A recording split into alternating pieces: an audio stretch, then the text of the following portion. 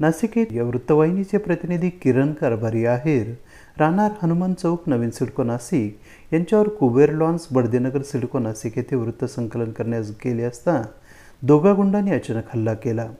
तसेच किरण आहेर यांच्यावर प्राणघातक हल्ला करण्याचा प्रयत्न केला। त्याचप्रमाणे त्यांना जीवे मारण्याची धमकी देण्यात आली। अश्लील भाषेत शिवीगाळ केली। लाथाबुक्याने मारहाण करून सदरचे गुंड तेथून निघून गेले।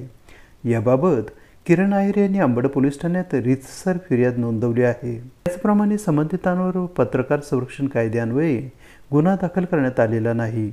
या घटनेचा महाराष्ट्र प्रसारमाध्यम पत्रकार संघाने तीव्र शब्दात निषेध केला आहे। हा हल्ला म्हणजे लोकशाहीच्या चौथ्या स्तंभावर झालेला हल्ला होय। त्यातून पत्रकारांच्या मुस्कटदाबीचा प्रयत्न केला जात आहे। गुंड मावली टवाळखोर यांच्यात पोलीस नियम कायद्याचा धाक दरारा शिल्लक राहिलेला नसल्याचे दिसून येत आहे।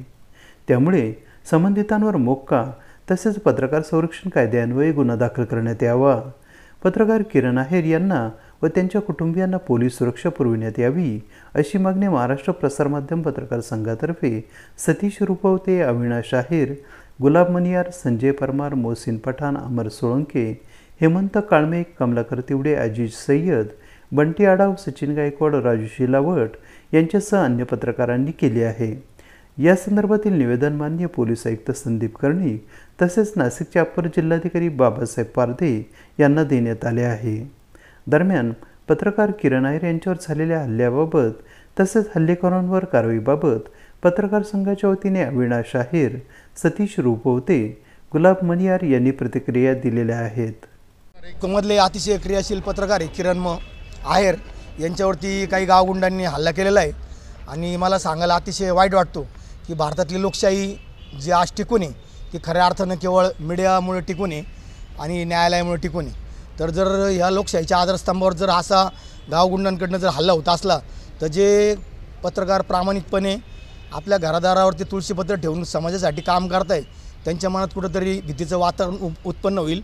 आणि किरण आहेर यांच्यावरती जो हल्ला केला आहे त्यामध्ये 5 लोकांना अटक झालेली आहे। तर पोलीस डिपार्टमेंटला आमची विनंती आहे की या 5 जणांवरती हा एक मोक्का नावाचा जो कायदा आहे त्यानुसार कार्यवाही करावी आणि त्याचप्रमाणे पत्रकारांसाठी जो नूतन कायदा केलेला आहे महाराष्ट्र शासनाने आणि केंद्र शासनाने त्यानुसार जर कार्यवाही झाली तर या लोकांना जामीन मिळणार नाही आणि यांना जर जामीन नाही मिळाला तर भविष्यकाळांवरती जे कोणी गुंड पत्रकारांवरती हल्ला करायची डेअरिंग करतील ते करणार नाही। सर्वात महत्त्वाची गोष्ट अशी की माननीय जिल्हाधिकाऱ्यांना जे निवेदन दिलेलं आहे त्यांनी अतिशय पॉझिटिव्ह अशी भूमिका मांडलेली, तीच भूमिका पोलीस कमिशनरनी आणि संबंधित पोलीस स्टेशननी मांडावी अशी आमची अपेक्षा आहे। धन्यवाद। नाशिक जिल्ह्यात वारंवार पत्रकारांवरती हल्ले होत आहेत, ही गंभीर बाब आहे। नुकतेच आमचे सहकारी मित्र किरण आहेर यांच्यावरती अंबड परिसरामध्ये काही गावगुंडांनी दगडफेक करून हल्ला केला होता, त्याचा आम्ही जाहीर निषेध करतो। पोलिसांनी सहकार्य करून गुन्हा दाखल केला त्याबद्दल पोलिसांचे आभार आहे। मात्र जो पोलिसांनी गुन्हा दाखल केला तो पत्रकार कायद्यानुसार गुन्हा दाखल करणं आम्हाला अपेक्षित होतं। यापुढेही पत्रकार संरक्षण कायद्याअंतर्गत जे काही गुन्हे आहेत ते पोलिसांनी दाखल करावेत।